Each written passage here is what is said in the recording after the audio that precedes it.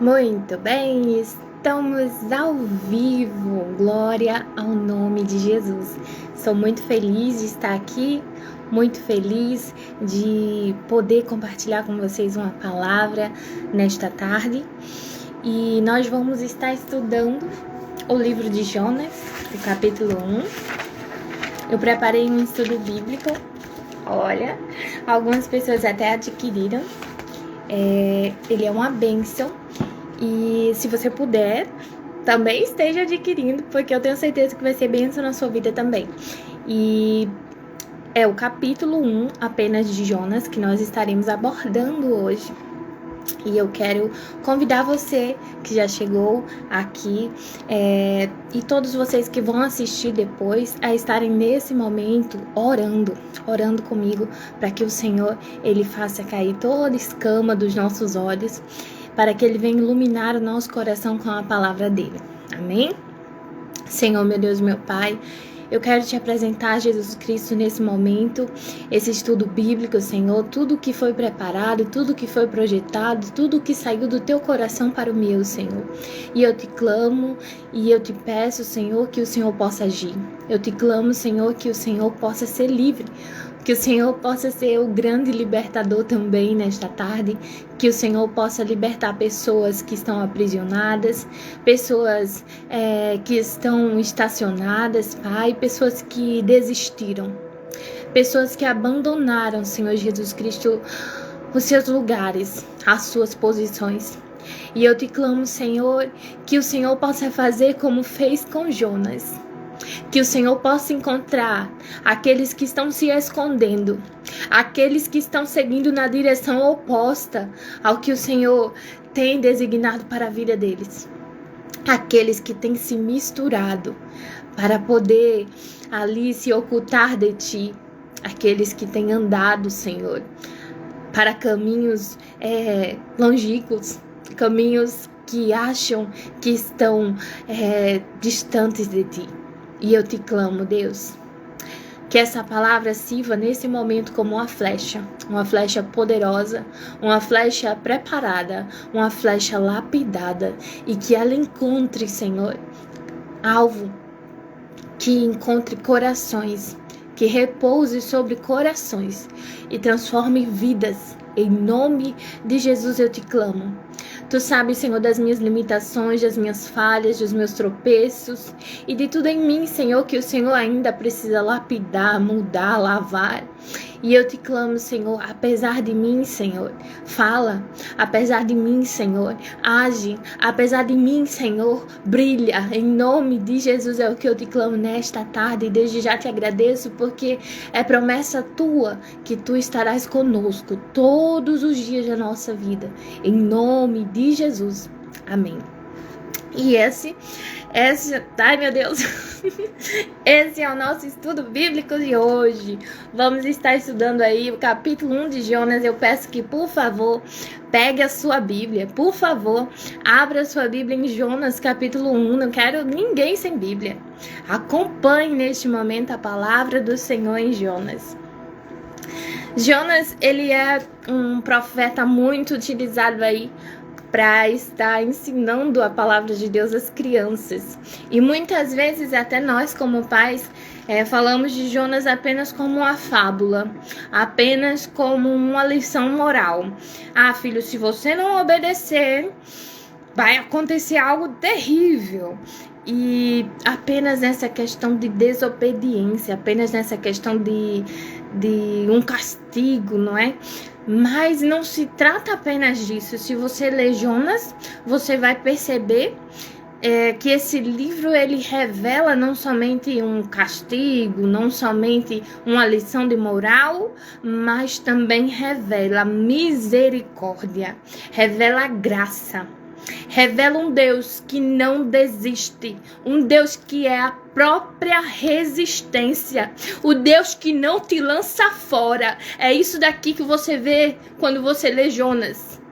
Um Deus que não desiste de você. Um Deus que quando você mesmo desiste, quando você mesmo abandona o barco, ele diz: ei, espere um pouco. É um Deus que contra-ataca. Eu até anotei isso. Um contra-ataque de Deus. É disso que se trata. Porque quando você se levanta para ir na direção contrária, não pense que Deus vai ficar sentado no trono dele sem fazer nada. Ele é o Deus que intervém. Ele é o Deus que age. Se você acha que Deus é como aquelas representações de outras igrejas, não é? Representações de um Deus de barro, imóvel, que não faz nada, você está servindo ao Deus errado. Porque Deus é um Deus que se levanta, oh glória! Deus é o Deus que age, Deus é o Deus que intervém, Deus é o Deus que se levanta, que não deixa nenhum dos seus propósitos ser frustrado. Você trabalha, aliás, você crê, como dizem em Isaías, não lembro agora o capítulo, eu sou assim, eu lembro do texto, não lembro do capítulo, que diz que coisa boa, não é? É a gente crer no Deus, que nunca antes se ouviu, um Deus que trabalha para aqueles que nele esperam. Deus trabalha por mim, Ele trabalha por você, Ele trabalha por todos que esperam nele. Amém? Então, sem mais delongas, bora para falar um pouquinho aí de Jonas. No nosso estudo bíblico, eu preparei aqui uma fichinha do profeta. E nessa ficha tem o nome de Jonas e tem também a cidade de onde ele veio. Isso aqui não é história de carochinha, é a própria Bíblia que vai nos revelar isso. Tudo bem?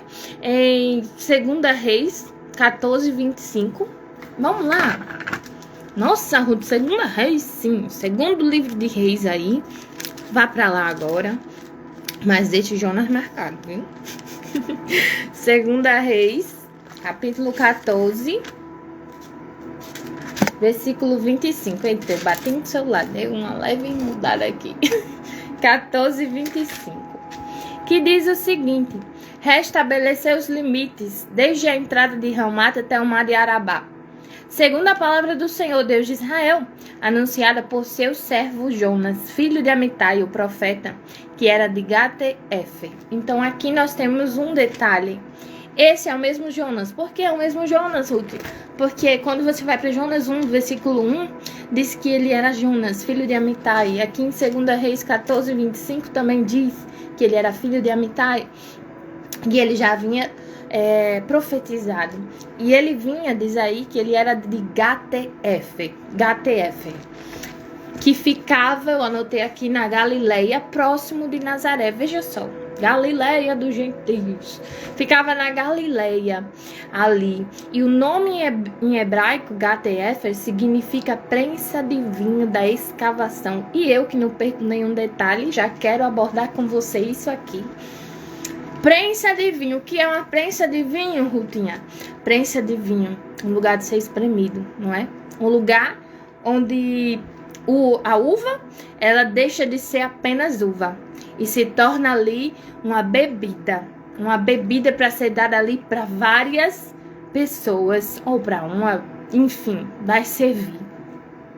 É um lugar de ser pisado.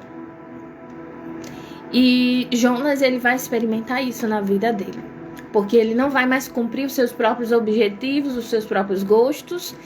Nós temos que entender que desde lá do princípio, o Senhor, ele falou para Moisés, ontem eu estava ouvindo sobre isso, ele falou para Moisés: olha, Moisés, se vocês guardarem a minha aliança, se vocês seguirem os meus caminhos, vocês serão minha propriedade peculiar, minha propriedade exclusiva. Então aqui o Senhor, ele já mostra algo. Você não pertence mais a você. Eu não pertenço mais a mim mesma. Eu pertenço a um Deus. Eu tenho dono. Então, ele vinha dessa cidade da Galileia. E Galileia era um lugar que tinha tanto judeus quanto gentios, ou seja, povos misturados. E não era um lugar muito bom, não. Porque se você for para a palavra de Deus, tem aqui, ó, no nosso estudo, um espaçozinho, minhas descobertas. E eu anotei, né? Minhas descobertas me levaram para 1 Reis 9, versículo 10 até o 14. Vamos ler comigo? 1 Reis 9. Vamos entender um pouquinho de onde era Galileia, por que a Galileia não era levada a sério. 1 Reis, capítulo 9, versículo 10 ao 14.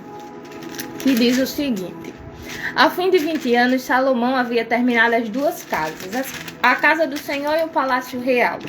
Como Irão, rei de Tiro, havia trazido a Salomão madeira de cedro e de cipreste e ouro, tanto quanto ele precisava, este lhe deu 20 cidades na terra da Galileia. Na terra de onde? Galileia. Irão de Tiro foi ver as cidades que Salomão lhe tinha dado, mas elas não lhe agradaram. Por isso disse a Salomão: que cidades são essas que você me deu, meu irmão? E lhes deram o nome de terra de Cabu, que é usada até o dia de hoje. Então, aqui você já vai observar uma coisa. Salomão, ele deu essas terras da Galileia para o rei Irão, o rei de Tiro, que muito ajudou Salomão ali abastecendo, fornecendo coisas para construir o templo. E Irão não se agrada daquelas terras. E ele diz que aquelas terras se chamariam ali então Cabu. Que terras são essas que você me deu, meu irmão? Oxe, tá de pegadinha. Que terra é essa que você me deu? E aí todo mundo começou, né? O cochichinho falando que era a terra de Cabu. E Cabu, eu procurei, que eu não sou besta, você tem que ter curiosidade na palavra de Deus, porque nada passa desapercebido. Cabu em hebraico significa terra suja, terra árida, e soa parecido com Kebal, que significa literalmente sem valor, não presta para nada. Então, quando você observa o Antigo Testamento, você traz luz ao Novo Testamento. Por quê? Porque quando Natanael, ele fala: oxe, esse Cristo veio de Nazaré? E pode alguma coisa boa sair de Nazaré, Felipe? Pode? Pode alguma coisa boa sair de Nazaré? Porque Nazaré pertencia a Galileia. E Galileia era chamada de terra suja, terra árida, terra que não presta para nada, uma terra rejeitada. Mas é justamente nesses lugares onde Deus levanta pessoas, onde Deus posiciona pessoas, onde ninguém vê nada, onde ninguém vê florzinha nenhuma brotando. Deus é especialista em nos surpreender nos lugares menos favorecidos. Ele levanta pessoas, ele nos coloca em posição de príncipe, ele nos encontra. E essa terra da Galileia aí, em Gateéfer, uma cidadezinha perto de Nazaré, a cidade de Cristo, é a cidade de Jonas. Que coisa linda, não é? Você meditar na palavra de Deus, você cavar e ver Deus falando, Deus se revelando. E ele veio dessa cidade, uma cidadezinha que provavelmente, eu até li um pouco sobre essa cidadezinha, catei na internet, né? E vi lá que era um vilarejo, era um lugar pequeno. Então, provavelmente a cidade de Jonas não era uma cidade que tinha posição, não era a cidade que tinha gente de status. E quando você vê a profecia que eu li em 2 Reis 14, 25, Jonas ele vai ter de pregar para Jeroboão II, um rei que não seguia Deus, que não servia a Deus verdadeiramente, um rei que não era bom. Ele oprimia os pobres. E aí, se você for perceber a profecia de Jeroboão, a profecia dada por Deus a Jonas, que Jeroboão, meu Deus, eu sou nervosa, dada por Deus a Jonas para Jeroboão, foi uma profecia de expansão. Foi uma profecia de: eu vou restabelecer os limites. Coisa grande vai acontecer. E você olha assim, você diz: Deus, mas o povo tá tudo errado. Mas aí quando você vai ler lá, vamos voltar a 2 Reis 14, 25, vai que vocês esqueceram, né? Porque a minha cabeça tá bem vívida, mas vai que vocês esqueceram, né? Então vamos voltar lá pra gente ver, gente, pra gente não ficar desorientado. 2 Reis 14, 25... No 26, aliás, vai dizer: porque o Senhor viu a aflição de Israel, que era muito amarga, porque não havia nem escravo, nem livre, nem quem socorresse Israel. E o Senhor ainda não havia falado em apagar o nome de Israel da face da terra, porém os livrou por meio de Jeroboão, filho de Jeoás. Então, o povo vivia oprimindo os mais pobres. Isso você também vai ler nos contemporâneos, que já eu chego lá. Os contemporâneos de Jonas eram Amós, Oséias, Isaías, Miqueias, que foram levantados na mesma época. E você vê lá, como assim, Deus? O Senhor vai restabelecer, vai expandir os limites de Israel num tempo que o povo não está te servindo verdadeiramente? E aqui nós já enxergamos de novo Deus usando Jonas para pregar misericórdia. Não, eu vou expandir o território de Israel, vou devolver, aliás, vou restaurar as terras para o povo de Israel, porque eu estou vendo que todos eles estão oprimidos, que não tem livre. Como que esse povo vai guerrear contra outros se está enfraquecido? Então, tem um determinado tempo por Deus para cada coisa. Ele agiu, ele entregou o povo ao cativeiro depois, mas tudo tem o seu tempo certo. Às vezes nós queremos nos levantar e dizer, Deus, é agora, faz agora, não tá vendo essa opressão, não tá vendo essa injustiça, e Deus olha lá dos altos céus e diz, eu não perdi o controle, eu tenho o tempo certo para cada coisa, calma.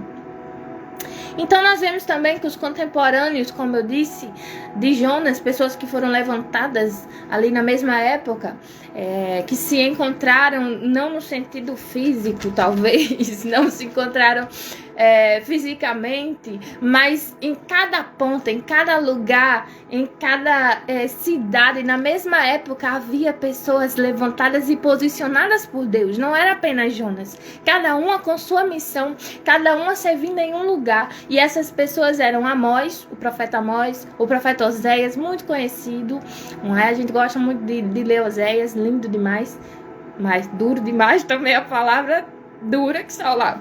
Isaías também, Isaías mais conhecido de todos, né? E Miqueias. Todos esses homens foram levantados por Deus na mesma época. E aqui o Senhor ele já começou a tratar ao meu coração. O quê? Ele começou a tratar o meu coração sobre Elias. Vocês lembram de Elias? O que Elias ele falou? Eu sou o único que restou, Senhor. Eu restei, só eu que restei, Senhor. Só eu que estou te adorando, meu Deus. Só sobrou eu. E a gente vê isso em 1 Reis 18, 22. Eu gostaria que você abrisse aí também. Primeiro livro de Reis 18, 22. Isso são minhas descobertas, tá? Nem faz parte ainda do estudo, porque eu anotei ontem à noite, enquanto lia novamente o estudo. Primeiro livro de Reis 18, versículo 22. Elias, quando ele estava com os profetas de Baal no Monte Carmelo, Elias disse no versículo 22 do capítulo 18. Então Elias disse ao povo, eu sou o único que restou dos profetas do Senhor, e os profetas de Baal são 450 homens. E lá ele faz ali, o Senhor usa poderosamente Elias, faz chover ali fogo, não é? E o holocausto ali é incendiado pelo Senhor, o Senhor faz cair fogo do céu.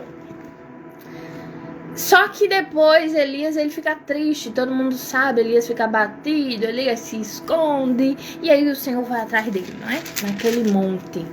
E agora é em primeiro livro de Reis 19, versículo 14 e 18, que diz, ele respondeu, eu tenho sido muito zeloso pelo Senhor, Deus dos exércitos, porque os filhos de Israel deixaram tua aliança, derrubaram teus altares e mataram os teus profetas à espada, só fiquei eu, e eles estão querendo tirar minha vida.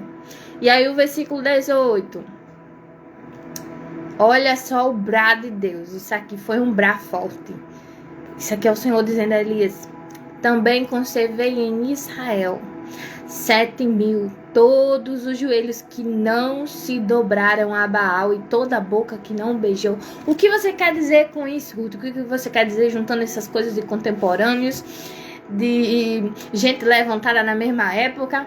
Eu quero te dizer o seguinte, teu Deus, o meu Deus, não é pego de surpresa. Entendeu? Ele tem reserva. Se tem alguém que tem reserva, é Deus. Não é à toa que ele diz tanto pro seu povo. Tem reserva, bichinho, tem azeite.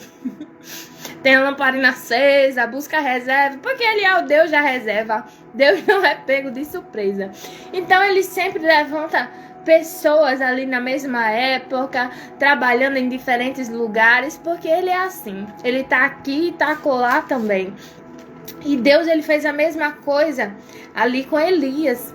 Elias, quando foi desafiar aqueles profetas de Baal, ele disse, olha só, eu sobrei. E aí todo mundo, uhul! E aí quando ele foi dizer a mesma conversinha pro Senhor, quando ele foi dizer, Senhor, olha, derrubaram os altares, olha, Deus, estão fazendo coisa errada, mas só eu fiquei. Aí Deus, ó, pro povo pode colar isso aí, Elias, mas pra mim não cola não, porque eu reservei mais de 7.000 joelhos que não se dobraram, cara. Te levanta, acorda, reage. É isso que Deus diz. Então, vamos continuar, vamos voltar lá para Jonas, tá bom, gente? Eu falo demais, se deixar eu converso demais, não é? Então, temos que vir com a tesourinha. Voltando para Jonas, capítulo 1, bora lá. Jonas, ele veio daquela vila insignificante, uma vila pequena, como eu disse. E aqui eu anotei, Deus levanta pessoas mesmo em cenários difíceis. Será que você não é a escolha de Deus para este tempo? Talvez você esteja olhando para o lugar de onde você está sendo levantado e dizendo, meu Deus, que limitação, não vou conseguir.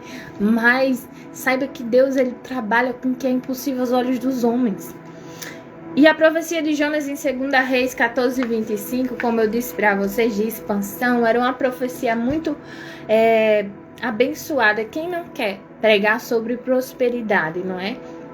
E eu anotei aqui, mas nem toda prosperidade significa paz com Deus. Vamos ler Provérbios 17:1. Provérbios 17:1. Provérbios 17, versículo 1. Nem toda prosperidade significa paz com Deus. O povo não estava com o altar certinho. 17:21. 17:1. Melhor é um bocado seco e tranquilidade do que a casa cheia de carnes e brigas, não é? Então, nem sempre a prosperidade vai significar que é bênção de Deus. Às vezes você só tem um pão, tem pouca coisa, mas você tem paz, porque você está com um coração alegre diante de Deus, com o coração certinho diante do Senhor. A cidade de Nínive, vamos falar da cidade de Nínive agora. Nínive era uma capital da Síria, foi construída por Nimrod, Gênesis 10, 9 ao 12. E Jonas foi até ela antes dela ser destruída pelos medos. O povo de Nínive era cruel e agressivo. Isso aqui, vou abrir aspas agora, eu retirei do site estiloadoração.com. Quem eram os ninivitas? Esse é o artigo lá, se você quiser ler completo. Aqui eu só coloquei uma parte. Em certos períodos da história dos ninivitas, parece ter sido comum entre eles algumas práticas de tortura como furar olhos, esfolar vivos e arrancar partes do corpo de seus prisioneiros, principalmente orelhas e narizes. Além da violência física, a injustiça social também era outra marca dos ninivitas. Fecha aspas. Então, gente, como nós podemos ver, o povo era difícil. O povo para onde Jonas teria que ir pregar, clamar contra, era um povo complicado, era um povo agressivo. Mas quando Deus ele nos manda fazer algo, ele se responsabiliza. E agora vamos começar a comentar por versículo. Gênesis 1, versículo 1 e 2. A palavra do Senhor veio a Jonas, filho de Amitai, dizendo: levante-se, vá à grande cidade de Nínive e pregue contra ela, porque a sua maldade subiu até a minha presença. Veja que Deus é quem dá a palavra. Muitas pessoas, elas se embaraçam porque elas estão falando palavras que não são de Deus. Mas a palavra, quando vem de Deus, como eu disse já, ele se responsabiliza. E até anotei aqui, como o meu pastor Eviládio Gomes diz, não engula fogo, não é? Nós temos que dizer aquilo que o Senhor nos disse e não passar do ponto e nem ocultar coisas. Entregue completamente o que Deus, ele entregou a você. Agora o versículo 3. Jonas se levantou, mas para fugir da presença do Senhor, para Tarsis. E quando você vai ver a distância de Nínive e a distância de Tarsis, eram coisas ali, eram cidades totalmente opostas. Era um limite, eu não sei agora, a palavra me fugiu. Ele estava em um determinado lugar e o outro lugar era totalmente oposto. Então, Jonas, ele foi na direção totalmente oposta do que Deus queria. Era como se Jonas estivesse dizendo: eu não vou cumprir, Senhor, aquilo que o Senhor quer. Eu vou pra... Sabe quando Deus ele quer dar uma posição a alguém, assim, uma posição abençoada diante dele, e aí a pessoa pega e se veste da pior forma possível, frequenta os piores lugares possíveis. É como se essa pessoa estivesse querendo dizer a Deus: desista de mim, Senhor. Desista de mim, Senhor. E aí você diz: nossa, aquela pessoa antes, quando estava diante do Senhor, era uma pessoa tão abençoada, tinha uma palavra tão abençoada. Você viu um brilho no olhar daquela pessoa, viu um brilho no rosto daquela pessoa, sentia a presença de Deus na vida daquela pessoa, e agora aquela pessoa está totalmente deformada. Está totalmente no oposto daquilo que Deus quer. São pessoas que desesperadamente estão gritando, querendo dizer para o homem, para todos que veem com olhos humanos: desistam de mim. Mas para o Senhor tem olhos diferentes dos olhos dos homens. Ele não simplesmente vai enxergar a roupa que você está vestindo agora.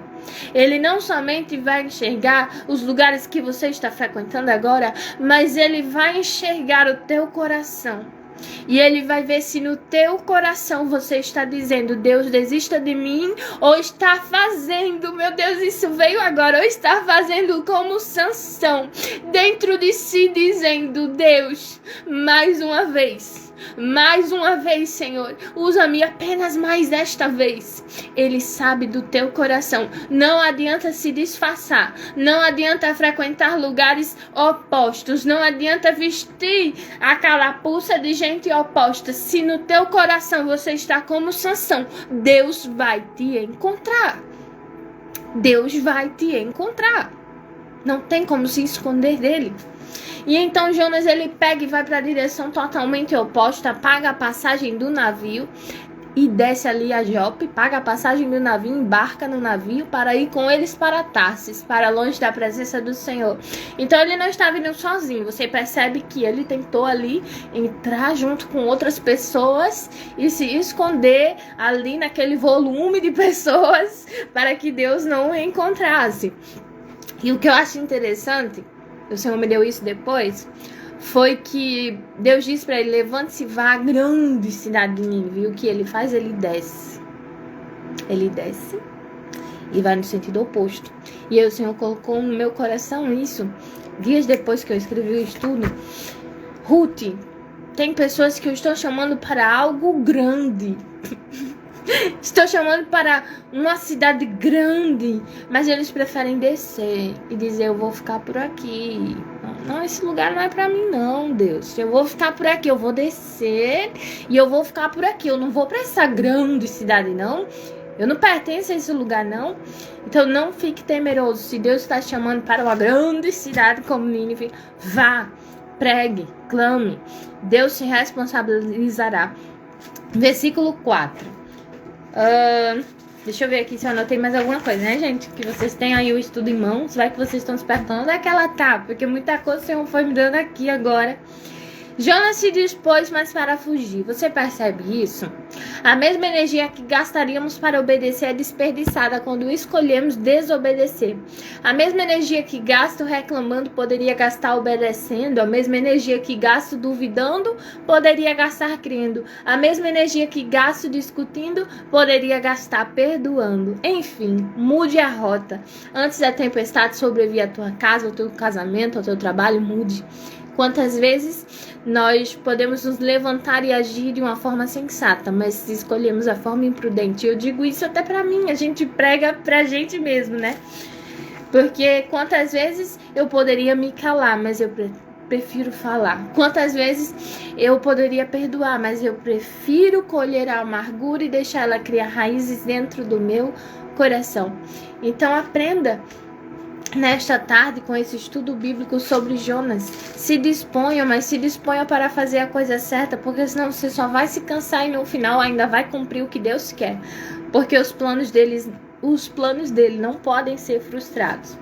Ele achou um navio que ia para Tarsis, pagou a sua passagem, embarcou nele e foi embora, né? Os navios para Tarsis estão sempre prontos, basta querer desobedecer. Satanás tem sempre um barco pronto. Quando você quer desobedecer, ele se encarrega de colocar os barcos à sua disposição. Mas não faça isso não. Não entre dentro desse barco não. Não desista não. E Jonas achou que estava indo com eles para longe da presença do Senhor. Mas quem já leu o Salmo 119 sabe. Salmo 119, ó, meu Deus. Salmo 139 sabe que não há lugar onde Deus não te veja. Não há lugar onde Deus não te ache.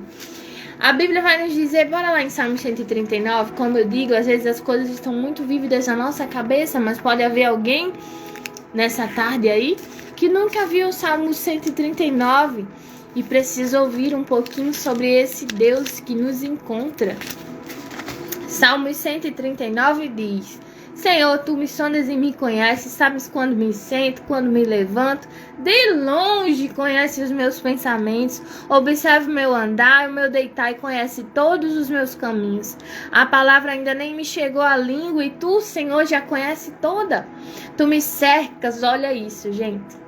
Tu me cercas por todos os lados e põe a tua mão sobre mim. Deus, ele cerca pessoas, viu? Deus cerca. Tu tá cercado. Tal conhecimento é maravilhoso demais para mim, é tão elevado que não posso atingir. Para onde me ausentarei do teu espírito? Para onde fugirei da tua face?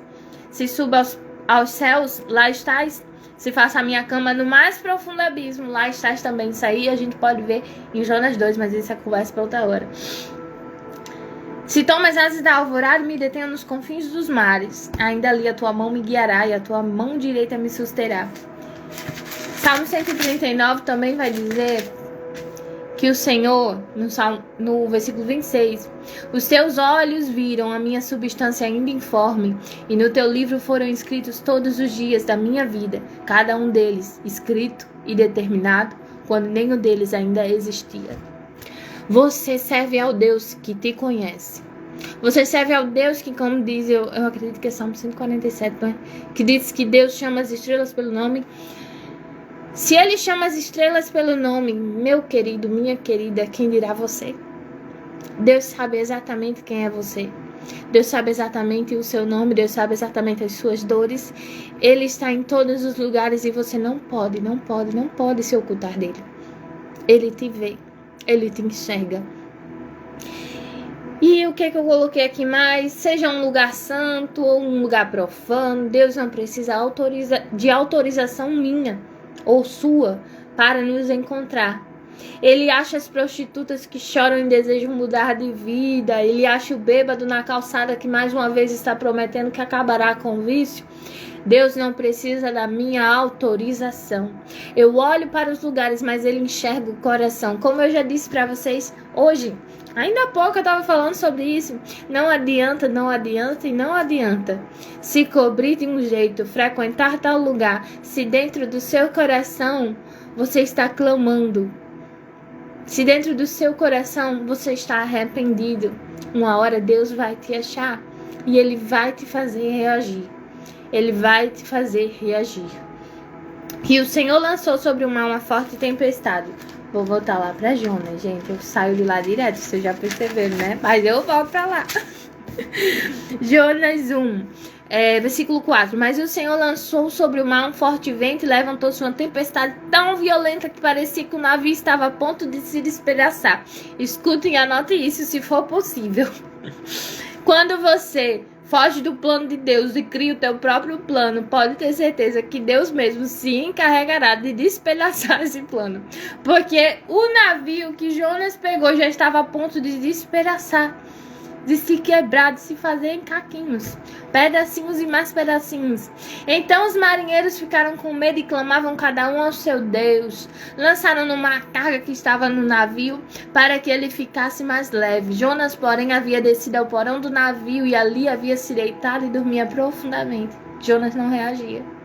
O que eu acho mais interessante é que quando eu falo de porão de navio, eu estou falando de um lugar que está praticamente em contato direto com a água, não é? Porque é o lugar mais profundo do navio. Então é o lugar onde o mar, estando agitado, seria o lugar onde Jonas seria mais chacoalhado. Seria esse lugar, onde ele seria agitado, mas mesmo assim Jonas conseguia dormir. Você percebe o nível de dormência que esse profeta se encontrava? Não é comigo não, eu vou dormir, não tem nada a ver com isso não, oxe, vou dormir. E aí os marinheiros começaram a lançar no mar as cargas. Quem sabe eles não jogaram, eu coloquei isso em alguma parte aqui no estudo. Quem sabe eles não jogaram a sua própria alimentação para vários dias, porque quando você faz uma viagem, você se prepara, não é? Você se abastece para que nada venha faltar durante o caminho. Então, quando a Bíblia diz que eles começaram a jogar a carga que estava no navio, quem sabe eram roupas, quem sabe era comida, coisas que eles precisavam, porque quando você vai fazer uma viagem, você prepara coisas que talvez eles teriam que dar conta quando chegassem na praia, coisas talvez que eles estivessem levando para vender, a família dependesse. Eu tenho que botar a cachola para pensar, né? Quando a gente lê a Bíblia, quem sabe a carga do navio era isso. Não diz especificamente o que era, mas era algo necessário, porque se não fosse necessário, eles não estariam levando. Então aqui eu anotei, você já ouviu que os filhos das trevas são mais prudentes que o da luz? Os ímpios nesse texto tiveram mais reação do que Jonas, um homem que ouvia Deus falar, e estavam dispostos a ficar sem comida por vários dias ou algo que estavam carregando que era necessário em sua viagem para poder preservarem suas vidas. Enquanto isso, a reação de Jonas foi dormir profundamente. Às vezes podemos ter um marido ímpio, uma esposa ímpia, querendo fazer terapia para casar, uma filha tentando chamar a atenção em casa de todas as maneiras e já está se expondo da internet de uma maneira que você jamais imaginou. Tudo isso porque tá acontecendo algo na tua casa e que você precisa reagir, mas você prefere dormir, você prefere se esconder, você prefere achar que não é com você. E às vezes as pessoas ímpias têm mais sabedoria do que o próprio povo de Deus, porque eles ficam correndo para todos os lados. Eu preciso de uma solução, eu preciso de uma solução. E nós, o que estamos fazendo? Como nós temos reagido às tempestades que têm nos encontrado? Porque a Bíblia diz que os ímpios eles ficam tateando para isso, diz em Atos. Tateando, buscando Deus, o Deus desconhecido para eles. Eles procuram. E eu e você, nós sabemos quem é esse Deus, então vamos reagir, vamos nos levantar, vamos fazer aquilo que Deus quer que a gente faça. Vamos ver aqui o que mais que eu coloquei. Que Jonas ele foi egoísta, né? Ele estava mais preocupado em se esconder, em que Deus existisse dele e pronto. Chegou-se para ele o capitão do navio, versículo 6. O capitão do navio se aproximou de Jonas e lhe disse: eita, aqui a luz lá da janela tá encadeando. O capitão do navio se aproximou de Jonas e lhe disse: o que está acontecendo com você agarrado no sono? Levante-se, invoque o seu Deus, talvez assim esse Deus se lembre de nós, para que não pereçamos. Então você vê, eu até anotei isso em algum canto. Tá aqui. Como que fala, gente? A sintonia, pronto. A sintonia que a oração tem com o sono não deveria, mas para nós seres humanos tem. Enquanto o capitão do navio dizia: reage, menino, ora, porque você está agarrado ao sono. O sono, ele persegue a oração de seres humanos fracos como nós. Porque se você observar, Mateus 26:45, bora lá para ver novamente aqui a Bíblia, provando a Bíblia, que sono e oração para o ser humano, sem o Espírito, se não for o Espírito nos levando a orar, nós deixamos a carne reinar e vamos dormir. Mateus 26, versículo 45. Olha aí. Então voltou para os discípulos e lhes disse: vocês ainda estão dormindo e descansando? Eis que é chegada a hora e o Filho do Homem está sendo entregue nas mãos dos pecadores. Nesse capítulo aí você vai ver Jesus no Getsemane. E ele faz várias vezes pedidos ali de oração, não é? Ele diz: olha, ora! Vocês estão dormindo, ora! E ele fica dizendo isso. Olha, orem, vigiem, orem para que não caia em tentação. E aí ele se retira, volta de novo a segunda vez e pega os discípulos dormindo de novo, porque a gente dorme. A gente descansa. E a oração é uma guerra e a gente descansa. A gente prefere ficar agarrado ao nosso conforto, agarrado ao sono. E o sono, ele persegue a oração. Todos nós, eu acredito que temos um problema com isso. Quantas vezes nós queremos orar, mas a única coisa que a gente faz é se ajoelhar e de repente a gente se pega dormindo. Meu Deus, que o Senhor nos desperte. Que o Senhor nos dê prazer na oração. Que todo esse espírito de dormência seja repreendido em nome de Jesus, não é? Vamos lá, continuar aí, o versículo 7 até o 15. Jonas, ele vai dizer: tomai-me e lançai-me ao mar. Os marinheiros diziam uns aos outros: vamos lançar sorte para descobrir quem é o culpado desse mal que caiu sobre nós. Essa sorte aqui não era uma adivinhação proibida, tipo uma coisa das trevas. Era algo assim, tipo cara e coroa naquela época. E Provérbios 16:33 vai nos dizer algo sobre isso. Eu vou ler aqui para vocês, pra gente ficar por dentro. Provérbios 16:33. Para fazer um sorteio são lançados os dados, mas toda decisão procede do Senhor. Então, era algo que foi usado até mesmo em Atos, quando eles foram escolher ali alguém para ocupar o lugar de Jonas, que tinha... Jonas. Como é o nome do homem, Senhor? Judas. Para ocupar o lugar de Judas, que havia traído Jesus e se suicidado. Eles usam de sorte ali, de lançar sorte, e escolhem Matias. Mas depois o Espírito vem, o Espírito desce. Nós não precisamos mais lançar sorte, cara, coroa, nada disso. Consulte o Espírito Santo e ele mostrará para você o caminho que você deve seguir, tá bom? Então vamos lá. Eles lançaram sorte, a sorte caiu sobre Jonas, como lemos agora em Provérbios 16:33. Toda decisão procede do Senhor. O Senhor é soberano até mesmo nesse joguinho. O Senhor é soberano. Ele governa. E aí eles disseram: Jonas, quem é o culpado por este mal que nos aconteceu? Qual é a sua ocupação? De onde você vem? Qual a sua terra? E de que povo você é? E Jonas respondeu: eu sou hebreu, eu temo o Senhor, Deus do céu, que fez o mar e a terra. Então os homens ficaram com muito medo e lhe perguntaram: o que é isso que você fez? Pois aqueles homens sabiam que Jonas estava fugindo da presença do Senhor, porque eles lhes havia contado. Então lhe perguntaram: o que devemos fazer com você para que o mar se acalme? Disseram isto porque o mar ia se tornando cada vez mais tempestuoso. E Jonas respondeu: peguem-me e me lancem no mar. Então o mar ficará calmo, porque eu sei que por minha causa esta grande tempestade caiu sobre vocês. E aí, o que foi que eu anotei aqui? Que a jornada evangelística de Jonas o acompanhava.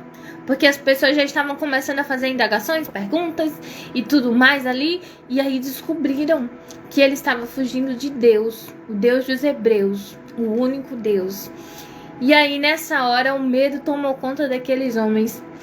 E eles ficaram ali muito temerosos. E Jonas já estava cumprindo a sua missão, mesmo sem querer, mesmo sem saber. Ele já estava evangelizando aqueles homens. Ele já estava mostrando um Deus que intervém, um Deus que procura e um Deus que acha. E ele já estava demonstrando ali que aquele Deus, ele era poderoso, ele é poderoso. Ele estava já pregando para aqueles homens mesmo sem querer. E aí aqueles homens começaram a se esforçar para alcançar a terra, mas não podiam porque o mar ia se tornando cada vez mais tempestuoso contra eles.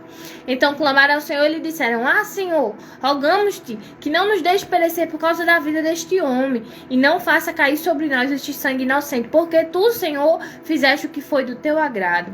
Em seguida os marinheiros pegaram Jonas e o lançaram no mar, e a fúria do mar se acalmou. E é interessante quando Jonas ele diz: peguem-me e me lancem no mar. Hoje eu estava lendo de novo Jonas 1 e eu fiquei assim já para fazer o próximo estudo, o Jonas 2, né? O capítulo 2. E, gente, se você observar todo o capítulo 1, vocês vão perceber que Jonas não ora.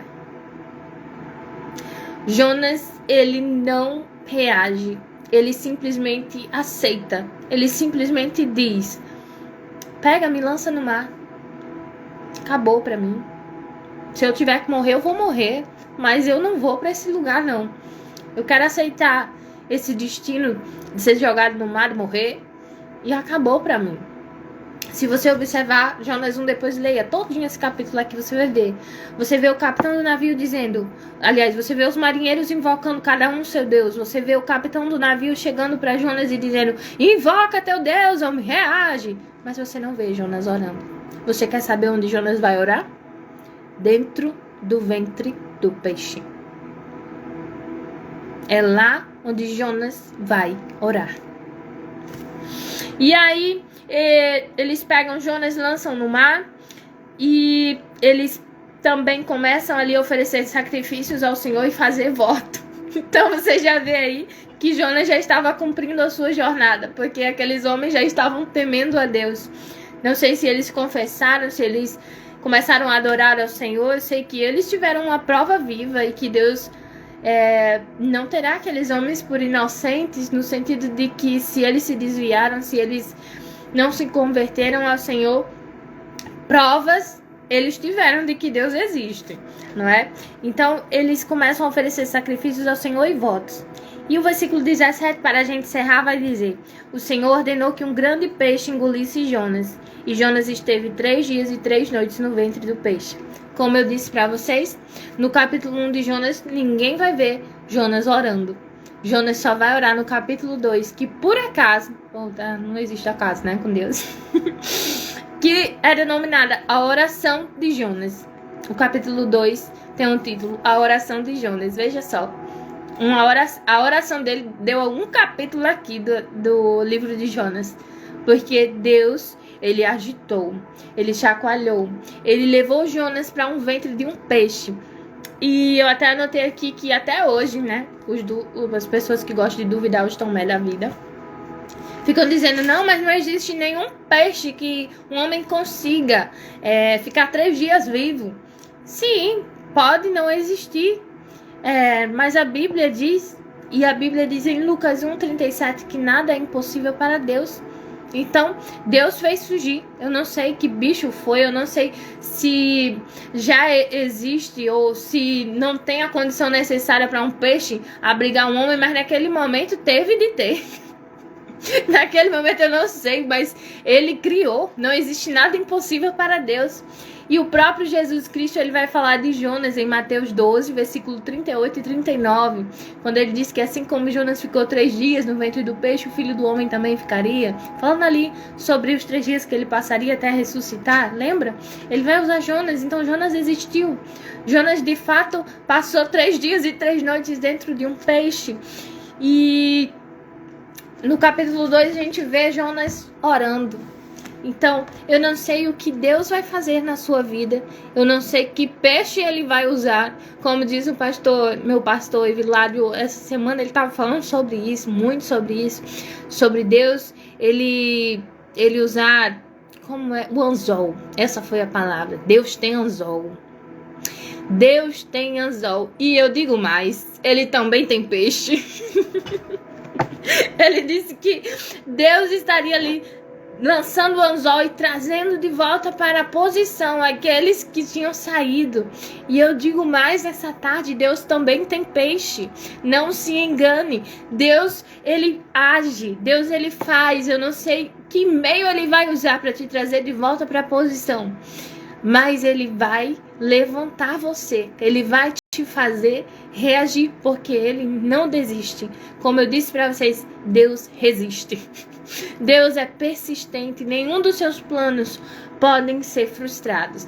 E esse foi o nosso estudo bíblico do capítulo 1 de Jonas. Eu espero que o Senhor tenha falado ao seu coração. Eu agradeço demais a todos vocês que estiveram aí. Todos mesmo. Até a prima de Davidson também estava aqui. Vanessa, gente, essa blusinha aqui eu comprei dela, viu? Uma bênção, olha, muito lindinha. Comprei dela, viu? Vão lá na lojinha dela, tem até aqui também, olha, Flor de Amor Story. Depois eu marco lá para vocês verem. Vão comprar a blusinha dela, que é uma bênção. E aí, gente, também agradeço também a irmã Kelly, todos que estiveram presentes, a irmã Dinha, a irmã Dorcas, meu primo Israel, Genilma, todos vocês, Rafael Miqueias, Alan, Marcélio, todos vocês, Milena, a irmã Elisama também esteve aqui. Muito obrigada a todos vocês que estiveram aqui. O Senhor, Ele possa falar com vocês cada dia mais e mais. Em nome de Jesus. Amém. Tchauzinho, gente. Tchauzinho, gente. Agora vamos encerrar a live. Como é que faz? Vou saber agora. Tchau!